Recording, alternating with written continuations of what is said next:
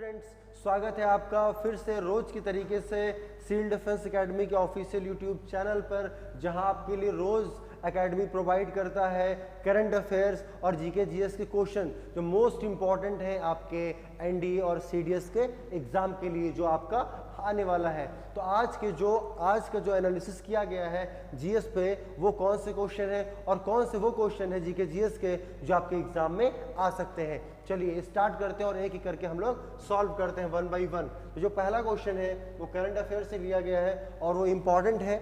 Question पहले read करते हैं, फिर उसकी इंपॉर्टेंस अपने आप हम लोग समझ लेंगे कि हम लोग डेली के डेली क्वेश्चन सॉल्व करते हैं। Which warship reached Batam Indonesia to participate in the 4th edition. कौन सा एडिशन, ये भी ध्यान रखना है, 4th एडिशन। इंडोनेशिया मतलब इंडिया और इंडोनेशिया। बाइलैटरल एक्सरसाइज है। अब बाइलैटरल एक्सरसाइज है तो आप समझ गए होंगे कि डिफेंस के एग्जाम के लिए इंपॉर्टेंट अपने आप हो जाता है।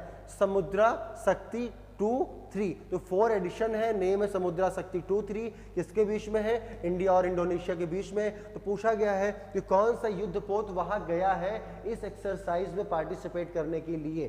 तो इसका जो राइट आंसर है, क्योंकि हमारे पास सारे के सारे आईएनएस है, सह्याद्री भी है, शिवालिक भी है, विक्रांत भी है, but right answer of this question कि India and Indonesia bilateral exercise Samudra Shakti 2-3। तो इसका जो राइट आंसर हो जाएगा आईएनएस कावारत्ती। तो कावारत्ती क्या है? कैपिटल है हमारे यहाँ किसकी? लक्षद्वीप की। तो उसी के नेम पे बना हुआ आईएनएस कावारत्ती। तो ये इसका राइट आंसर हो जाएगा। ये क्वेश्चन भी आपके लिए इंपॉर्टेंट है क्योंकि आंसर से भी क्वेश्चन यूपीएससी डिजाइन कर सकता है। अब इसका देखिए डिटेल भी दिया हुआ है क्योंकि ये क्वेश्चन इंपॉर्टेंट है। इसको थोड़ा सा हम लोग समझ लेते हैं कैसे इंपॉर्टेंट है, क्या लिखा हुआ है।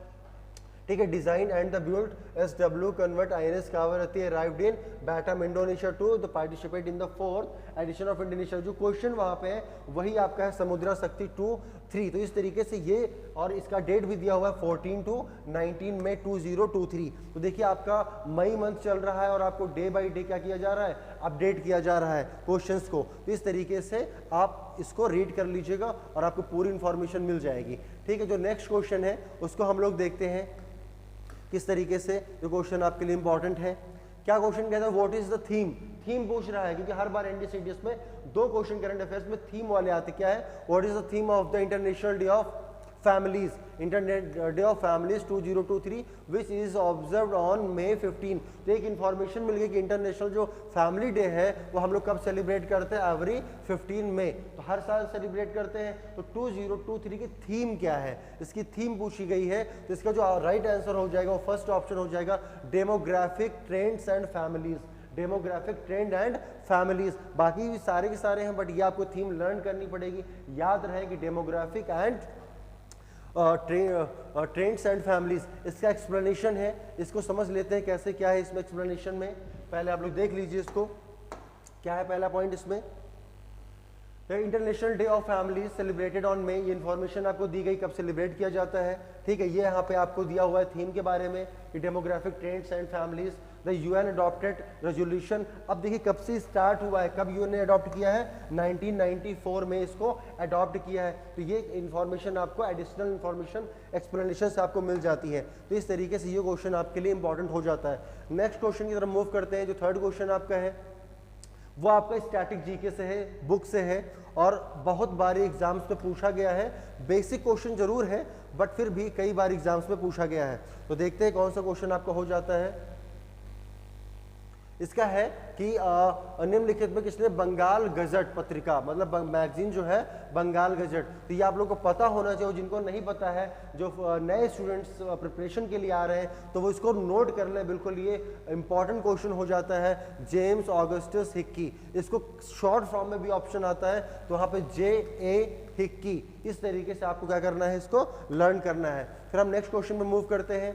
अब देखिए ये क्वेश्चन जो है वो अक्सर आता है लेकिन थोड़ा सा कंफ्यूज करता है। अगर आप ध्यान से प्रश्न को रीड नहीं करेंगे तो आपका गलत हो जाए। कैसे?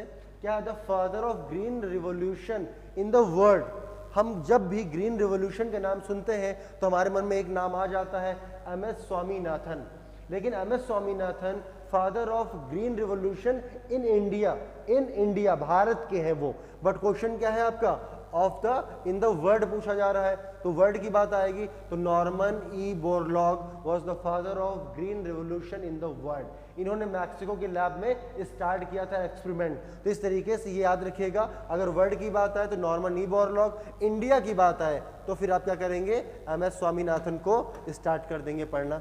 और आज का लास्ट क्वेश्चन है वो आपका पॉलिटी से क्वेश्चन लिया गया है, बेसिक है, प्रेसिडेंट से हर बार क्वेश्चन आते हैं इंडिया CDS में, तो वहीं से क्वेश्चन लिया गया है। क्या है देखते हैं, who administration oath of the prime minister of India, राष्ट्रपति को शपथ कौन दिलाता है। तो जो ओथ का ये पूरा का पूरा इंडेक्स से क्लास में पढ़ाया जाता है तो बड़ा कंफ्यूजिंग करता है कि राष्ट्रपति को कौन, तो उपराष्ट्रपति को कौन, चीफ जस्टिस ऑफ इंडिया को कौन। तो इस तरीके से क्योंकि जो जुडिशरी, लेजिस्लेचर, एग्जीक्यूटिव ये सारे एक दूसरे के पैरेलल हैं, दे आर इंडिपेंडेंट, बट क्या करते हैं ओथ दिलाना है, उनका रिकग्निशन लेटर लेना है। बट यहाँ इस क्वेश्चन को देखते हैं, शपथ कौन दिलाता है, उसका जो राइट आंसर हो जाएगा वो आपका हो जाएगा राष्ट्रपति।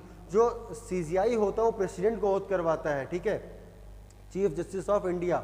और जज ऑफ सुप्रीम कोर्ट, तो इसमें बहुत सारे जजेस होते हैं, स्पीकर तो लोकसभा का होता है। तो इस तरीके जो इसका राइट आंसर है वो आप लोगों को पता भी होगा। तो नए बच्चों याद रख लें कि प्रधानमंत्री को शपथ कौन दिलाता है, राष्ट्रपति। तो आपने देखा कितने इंपॉर्टेंट क्वेश्चन आपको सिविल डिफेंस एकेडमी प्रोवाइड कर रहा है और डेली। इस तरीके के क्वेश्चन को देखते लिए हमारे साथ बने रहिए। जय हिंद।